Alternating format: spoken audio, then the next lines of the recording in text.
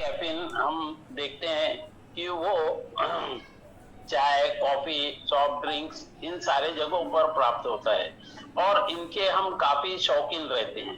बहुत सारे जो लोग हैं वो कैफीन को क्या करते हैं कि अपने यानी डेली रूटीन लाइफ में जितनी मात्रा लेनी चाहिए उससे अत्यधिक मात्रा का वो सेवन करते हैं। जब वो अत्यधिक मात्रा का सेवन करते हैं तो वो भिन्न भिन्न प्रकार के रोगों के शिकार हो जाते हैं। तो यही कारण है कि हमको यहाँ आज ये जानकारी लेना है कि कैफीन हमको लेना है लेकिन कितनी मात्रा में लेना। लेकिन यहाँ जब हम वेलनेस इंडस्ट्री से जुड़ते हैं दोस्तों, तो इसमें हम यह बताते हैं कि जो कैफीन की जो मात्रा है क्या करना है। तो जो कैफीन है डायरेक्टली सेंट्रल नर्वस सिस्टम से जुड़ा हुआ होता है। इसमें मिथाइलैक्सिन क्लास जो रहता है वो हमारे माइंड को अलर्ट करता है और इसमें जो है इसमें साइको एक्टिव ड्रग्स रहता है जो हम जानते हैं टोटली वर्ल्ड वाइड इसको माना गया है। जब हम ये साइको एक्टिव सब्सटेंस को हम हमारे शरीर में प्रवेश करते हैं तो कुछ पॉजिटिव चीजें होती हैं और कुछ नेगेटिव्स होती है।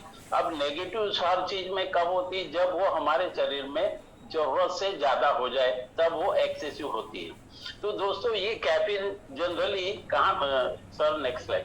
तो नेक्स्ट इसमें क्या होता है कि दोस्तों ये कैफीन जो रहता है हम ज्यादा जो आदी रहते हैं कॉफी, चाय, सॉफ्ट ड्रिंक्स वगैरह इसमें। अब इसमें जो नेचुरली कैफीन कहाँ फाउंड होता है, जहां पर हमको मिलता है तो कुछ फ्रूट्स में मिलता है, कुछ लीव्स में मिलते हैं, पत्तियों में झाड़ोगे। कॉफी की जो बीन्स रहती है जो अपन फिल्टर्ड कॉफी कभी बोलते हैं बहुत ही टेस्टी रहती है तो वो कॉफी के बीन्स में मिलती है। कोको कोला जो पीते हैं हम सॉफ्ट ड्रिंक्स वगैरह उसमें रहती है। गुना प्लांट्स करके रहता है उसमें रहते हैं। ऑरेंज पीकॉक में रहता है और कुछ एनर्जी ड्रिंक्स रहते हैं जैसे ड्यूक्स वगैरह है, सॉफ्ट ड्रिंक्स है इसमें रहते हैं और कुछ सप्लीमेंट्स में भी ये कैफीन की मात्रा रहती है।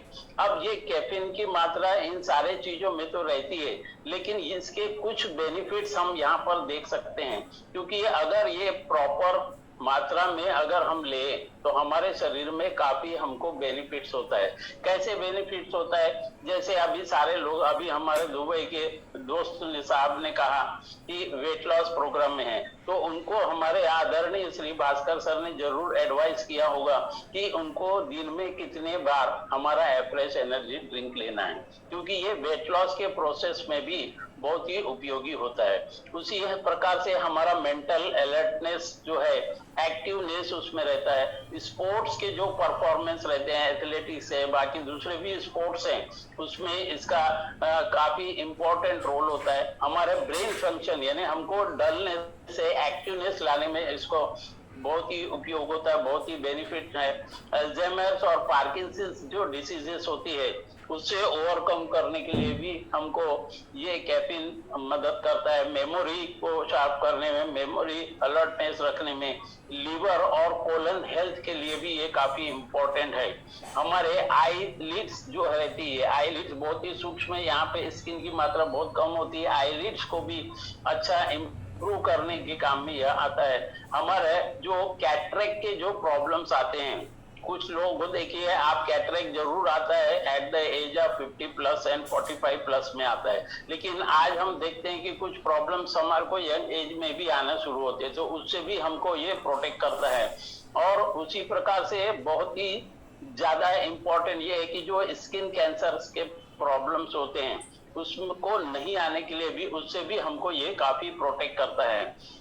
उसी प्रकार से किडनी स्टोन्स है, हमारे यहाँ पे वेलनेस इंडस्ट्रीज में कुछ ऐसे रिजल्ट्स है जिन्होंने फ्रेश के भरोसे ही उनका किडनी का स्टोन रिमूव हुआ। तो किडनी स्टोन काफी यहाँ पर इसको किडनी स्टोन रिमूव करने के लिए काफी इंपॉर्टेंट रोल अदा होता है। जैसे मुंह में, गले में अदर कैंसर जो है जो उससे प्रोटेक्ट होने में, स्ट्रोक आने में, हार्ट के लिए भी कितना बेनिफिट है देखिए। और टाइप 2 डायबिटीज के लिए भी ये काफी उपयोगी होता है। लेकिन कब? जब इसकी मात्रा पर्याप्त रूप में रहे। अगर हम जितना लेना चाहिए उससे अगर एक्सेस अगर लेते हैं तो हमको रिस्क फैक्टर जो है वो बढ़ जाता है कि जब हम अगर ज्यादा लेंगे तो हमको क्या प्रॉब्लम्स आए, क्योंकि जनरली जो एडल्ट है वो 400 मिलीग्राम पर यानी पर्सन लेना चाहिए। अगर हाई अमाउंट ऑफ कैफीन रहता है जैसे 400 mg से अगर ज्यादा रहता है तो आपको क्या क्या प्रॉब्लम्स आते हैं, आप डिप्रेशन में जा सकते हैं। महिलाएं जो प्रेगनेंसी रिलेटेड है उनको हम अगर 300 से ज्यादा अगर कैफीन लेती है तो प्रॉब्लम आता है, फर्टिलिटी में प्रॉब्लम आता है, ब्रेस्ट फीडिंग में प्रॉब्लम आता है, गाउट का प्रॉब्लम आता है। ये सारे प्रॉब्लम्स जो है एक के बाद एक, हर प्रॉब्लम्स की जो जड़ है यहाँ पर कैफीन की ही मात्रा बताई जाती है। क्योंकि अगर जो नॉर्मली हमको अगर लेना है कैफीन की मात्रा तो वो बिलो 400 ही लेना चाहिए, और जो महिलाएं प्रेगनेंसी में रहते हैं उनको 300 के बिलो ही लेना चाहिए। इसमें जनरली क्या होता है, जो एक्सेस ऑफ कैफीन जब जाता है कब, जब हम ज्यादा से ज्यादा कॉफी और चाय का यूज करते हैं या सॉफ्ट ड्रिंक का यूज करते हैं। इंसोम्निया का प्रॉब्लम आ सकता है, हेडेक हो सकता है, मेनोपॉज में इसको लेने से खतरा है, और उसी प्रकार से depression, high blood pressure, heart burn, muscle tumours, ऐसे कई प्रकार के प्रॉब्लम्स आपके शरीर में उत्पन्न होते हैं। हाँ, एक चीज याद रखिएगा कि ये एक दिन या 2 दिन या 4 दिन में नहीं होता। आप अगर निरंतर इसका सेवन 400 mg से ज्यादा कर रहे हैं तो आपको जो है कैफीन के ओवरडोज से भी ये प्रॉब्लम्स आते हैं। जनरली जो कैफीन की मात्रा है हमको कहाँ करना पड़ता है, टू मच कैफीन हमारे डाइट में भी, जैसे फ्रूट्स वगैरह में मैंने बताया कुछ भी वहां पर भी कैफीन की मात्रा रहती है, तो वो अगर एक्सेसिव हुई तो हमको क्या होता है कि वोमिटिंग का सेंसेशन होगा। उसी प्रकार से हम देखते हैं कि कई लोगों का जो फैटल प्रॉब्लम्स रहता है और वो प्रॉब्लम्स भी आने शुरू होते हैं, एंग्जाइटी रहता है, हार्ट के कुछ प्रॉब्लम्स आने शुरू हो जाते हैं, रैपिड हार्ट बीट होना शुरू हो जाता है, पसीना आना शुरू हो जाता है, नोसिया और वोमिटिंग होता है, कार्डियक अरेस्ट होता है। अब इसका एक और एग्जांपल बताता हूं, जब आप चाय या कॉफी गरम गरम पीते हैं या एवरेज भी पीते हैं तो देखिए आपको गर्माहट महसूस होती है, पसीना आना शुरू होता है ना। जब भी ये चाय और कॉफी का रिप्लेसमेंट हमारे वेलनेस इंडस्ट्रीज में इसीलिए कहा गया है। बहुत सारे व्यक्ति इसको मानते नहीं है कि हमको ये चाय और कॉफी जो हमारी सर्वप्रथम जो हमारी नीड रहती है, सुबह उठते साथ हम चाय कॉफी के साथ ही हमारी दिनचर्या शुरू करते हैं। तो हमारे वेलनेस इंडस्ट्रीज में आने से हम हमारे जो हमारे मित्र मंडल है उन लोगों को यही सलाह देते हैं कि सुबह की शुरुआत आप चाय कॉफी के बदले आप अपने एवरेज एनर्जी ड्रिंक से कीजिए।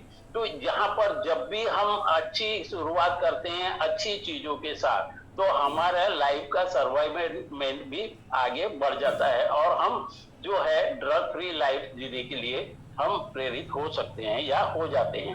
अब यहाँ पर कैफीन के जो इफेक्ट होता है कितने देर का होता है, तो जो दोस्तों जैसे ही ये कैफीन का ड्रिंक हमारे शरीर में जाता है तो ये क्या होता है, हमारे ब्लड में एब्जॉर्ब होता है और कम से कम 45 मिनट्स तक इसका एब्जॉर्प्शन का टाइमिंग रहता है, और यानी मिनिमम का बात कर रहा हूं मैं। और उसकी जो अलर्टनेस या उसके जो एक्टिवनेस हमारे ब्लड में रहता है 4 to 6 आवर्स रहता है। हमारे कैफीन के चेंज करने के लिए जो हमारा ब्रेन और जो बॉडी का वर्क भी है वो एक्टिवनेस उसमें बढ़ जाता है, और उस हिसाब से हम जो है वर्क जो डलनेस करने लगते हैं वो भी हम एक्टिवली करने लगते हैं। अगर ये कैफीन की मात्रा जो हम देखते हैं तो इसमें क्या होता है दोस्तों, जब ये ह्यूमन सेल्स को, क्योंकि ब्रेन ये हमारे ब्लड में जा रहा है, तो ब्लड में जा रहा है तो इसका मतलब each and every part of our organs, body के सब पार्ट में इसकी आवश्यकता यानी इसका इंसर्शन होता है। खास करके ब्रेन में, एडोसेंस में, सीएनएस डिप्रेशंस में, ये सारे जगह में इसका उपयोग होता है।